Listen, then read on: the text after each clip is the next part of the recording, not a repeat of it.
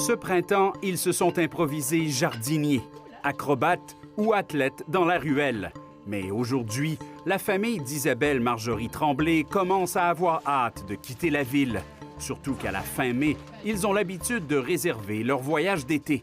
J'ai rapidement la cabin fever, disons. Fait que je peux pas imaginer être ni à la maison, ni même à Montréal pendant tout l'été. Personnellement, je suis vraiment une adepte de contrées sauvages. J'aime ça, les grandes vues. Je sais qu'on a ce potentiel-là ici au Québec. Je me dis, bien, c'est l'occasion d'en connaître plus. Une de ces options, une semaine d'aventure avec les Caravaniers, une entreprise d'ici qui, habituellement, organise des séjours de randonnée, kayak ou d'alpinisme dans des destinations exotiques. Son fondateur, Richard Rémy, s'est vite ajusté. Ça répond très bien présentement. Cet été, il propose une quinzaine de forfaits au Québec.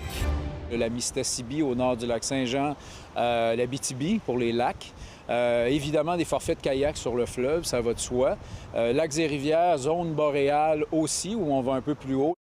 Ces groupes sont d'une dizaine de personnes et plusieurs départs affichent complet. Si dans les crises, il faut trouver des opportunités, en voilà une formidable de montrer aux Québécois qu'ils ont un territoire fantastique et que ça vaut la peine de payer pour ça. Maintenant, avec la réponse, ça fait à peine une semaine que c'est lancé, j'ai pas de doute, les Québécois, ils comprennent que oui, ça vaut la peine.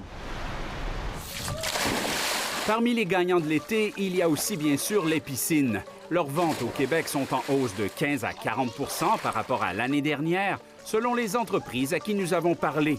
Mais le besoin de partir sera là. Une fois que ça fait 2 semaines qu'on est dans notre piscine seul ou à un moment donné, on a fait le tour de notre jardin, notre cour est belle, mais c'est important d'être dépaysé. Dans les vacances, il y a énormément de bienfaits à aller ailleurs. Marc-Antoine Vachon ajoute que la rentabilité, voire la survie de nombreuses entreprises, dépendra des touristes québécois cet été. Les chiffres qui sortent actuellement, c'est des tiers. Donc, on juge qu'un tiers vont rester à la maison, un tiers ne prendront pas de vacances et un tiers vont prendre des vacances à l'extérieur de leur maison. Sauf que ça paraît peu, mais comparé aux chiffres d'il y a un mois, c'est le double. Des vacances qui, pour plusieurs, se feront sur 2 roues. Le vélo, lui aussi, sera un succès de l'été. Les vendeurs font des affaires en or. Certains disent même qu'ils vont être en rupture de stock, qu'il va leur manquer de vélos à vendre, surtout pour les enfants. Donc ça, c'est des signes indéniables. Vélo Québec s'attend donc à ce que les excursions d'une ou de plusieurs journées soient très populaires.